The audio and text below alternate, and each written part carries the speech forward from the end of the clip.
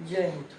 तो आज से हम सेकेंड पार्ट, जो इससे पहला वाला पार्ट था जिसमें हमने ऐतिहासिक स्रोतों को कंप्लीट किया था, उसका थोड़ा सा पार्ट बच गया था वेदांत और पुराण, उससे भी हम इसमें कंप्लीट करेंगे। इसके अलावा जो काव्य हैं और जो सबसे पहले कानूनी पुस्तक थी उसे भी हम इसी वीडियो में देखेंगे।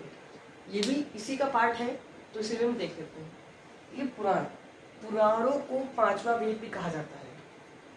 ये बहुत इंपॉर्टेंट चीज़ है, पुराणों को पांचवा वेद भी कहा जाता है, इतना दिमाग बैठा लीजिए। इसके बाद इसमें टोटल 18 पुराण है, लेकिन आपको सिर्फ 3 पुराण याद करने हैं। उसका कारण ये है कि 18 पुराण फिर पुरानी जिंदगी को याद करना पड़ेगा। 3 पुराण से याद कर लीजिए, 3 पुराण से ज़्यादा नहीं पूछता है। और बेसिकली पुराण में वंशों के बारे में जानकारियाँ दी जाती थी, दी जाती हैं। 3 पुराण है, वायु पुराण, मत्स्य पुराण और विष्णु पुराण। यही 3 ज़्यादा इम्पोर्टेंट हैं।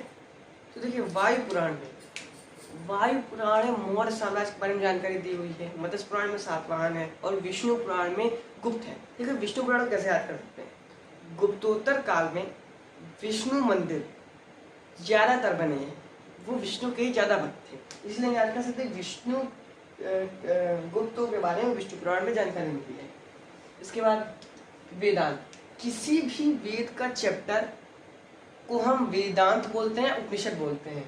उपनिषद या वेदांत एक ही चीज होती है। और अगर कोई किसी वेद का चैप्टर अगर जंगल में लिखा गया होता है, वो आरण्यक कहलाता है, उसमें कंफ्यूज नहीं होना है। देखिए, वेदांत पहला है कंठोपनिषद। कंठोपनिषद में ओम की व्याख्या दी हुई है। देखिए, इसे हम कैसे याद करते हैं? कंठोपनिषद, कंठ से निकला ओम, तो ओम की व्याख्या कंठोपनिषद, और इसी में यम एवं नचिकेता की कहानी दी हुई है। इसके बाद है मुंडकोपनिषद, इसी में यज्ञ की चर्चा टूटी नाव से करी गई थी। मुंडकोपनिषद में ही सत्यमेव जयते की चर्चा, सत्यमेव जयते का अर्थ है सत्य की जीत हो। देखिए, अथर्ववेद का चैप्टर है मुंडकोपनिषद। एक बार यूपीपीएससी एग्जाम पूछ लिया था कि सत्यमेव जयते कहाँ से लिया गया है। सब जितना लड़का मारेंगे कि मुंडकोपनिषद एकदम गर्दा मचा देंगे। मुंडकोपनिषद ही नहीं था, पगला गया। उसमें अथर्ववेद था। अथर्ववेद का चैप्टर है मुंडकोपनिषद। तो अगर अथर्ववेद पर टिक लगा दे, कोई दिक्कत है? नहीं दिक्कत है। ठीक है, वेदांत में ही या वेदांत उपनिषदों में ही राजपूतों का वर्चस्व है, बाकी जितने हैं सब में ब्राह्मणों का ही वर्चस्व दिया गया है। टोटल उपनिषद 108 हैं, लेकिन 13 को इसे मान्यता दी गई है। पहले महिलाओं को उपनिषद पढ़ने पर मनाही थी, अब फिलहाल हो गया है। पहले वो सिर्फ सुन सकती थी, पढ़ नहीं सकती थी। अब थोड़ा सरकार ने, मतलब जब से हमारी कॉन्स्टिट्यूशन बना तब से हर व्यक्ति को इक्वलिटी मिल गई है। इसके बाद है जालोपनिषद। देखिए, जाल में हमने ब्रह्मा विष्णु महेश को फंसा लिया। तो जाल में चर्चा की किसी की गई है? त्रिदेवों की, ब्रह्मा विष्णु एवं महेश की।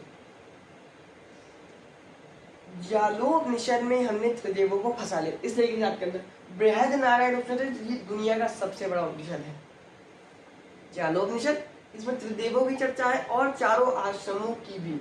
बृहद नारायण उपनिषद ये दुनिया का सबसे बड़ा उपनिषद है। इसके बाद देखते हैं काव्य। देखिए, काव्य बेसिकली 2 हैं, रामायण और महाभारत।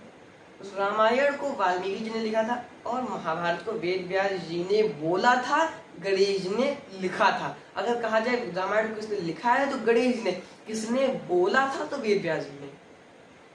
लेकिन जो कॉम्पिटिटिव लेवल के एग्जाम, मतलब जो छोटे एग्जाम होते हैं जैसे कि दरोगा का होता है, उसमें अगर आप लिखते थे वेद व्यास जी तो वही से बाकी उसमें जरा खोर के पूछता ही नहीं। रामायण सबसे बड़ा काव्य है, महाभारत सबसे बड़ा महाकाव्य है। तो सबसे बड़ा काव्य कौन सा है? तो रामायण। सबसे बड़ा महाकाव्य कौन सा है? तो महाभारत। देखिए, इसका फारसी अनुवाद भी किया गया था। रामायण का फारसी अनुवाद बदायूनी ने किया था, जो हम आगे मुगल साम्राज्य पढ़ेंगे। ये अकबर के दरबार में रहते थे बदायूनी, इन्होंने रामायण का अनुवाद, फारसी अनुवाद किया। रामायण का अनुवाद फारसी अनुवाद में रामायण के नाम से कर दिया, और महाभारत का अनुवाद अब्दुल रहीम खाने खाना ने रजगुनावा नाम से किया था। रामायण में टोटल 12,000 पहले श्लोक थे, अब तो फिलहाल 24,000 हो गए हैं। इसमें 7 कांड है, जिसमें सबसे प्रमुख सुंदर कांड है। महाभारत में महाभारत के चैप्टर को पर्व कहा जाता है, उसी तरह रामायण के चैप्टर को कांड कहा जाता है। महाभारत के चैप्टर को पर्व कहा जाता है। इसमें प्रमुख है भीष्म पर्व। भीष्म पर्व में श्रीमद् भगवद गीता है। श्रीमद् भगवद गीता का मुकाबला दुनिया की कोई किताब नहीं कर सकती, क्योंकि श्रीमद् भगवद गीता वो किताब, कोई धार्मिक किताब किनारे रख देते हैं, फिलहाल धार्मिक सब कुछ किनारे रख देते हैं। अगर आपको अपने जीवन में सफल होना है, सिर्फ सफल नहीं बुलंदियों पर पहुंचना है, तो उससे आज से अपने जीवन में उतारना शुरू कर दीजिए। 101% जितने भी आज तक बिलीनियर हुए सब कहते हैं कि मेरा दिन, कोई भी दिन ऐसा नहीं जाता जिसमें 1 घंटा श्रीमद् भगवद गीता ना पढ़ो। उसके बाद चलिए देखते हैं महाभारत।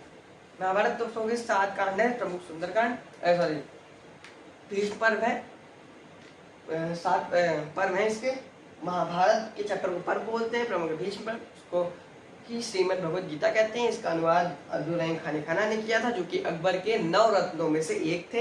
ये इनके अंडर में पूरा जितना भी ट्रांसलेशन डिपार्टमेंट था वो खाने खाना के अंडर में था। अब्दुल रहीम खाने खाना ने, इन्होंने रजमुनावा नाम से इसका अनुवाद किया। महाभारत को जय संहिता के नाम से भी जाना जाता है। इसमें पहले 8,800 श्लोक थे, लेकिन अभी फिलहाल 1 लाख हो गए हैं।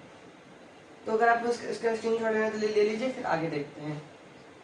कल लेकिन पीडीएफ अपलोड करना भूल गए थे, और दूसरी से आज कर देंगे, क्योंकि कल पूरा हो भी नहीं पाया था, आज पूरा हो जाएगा।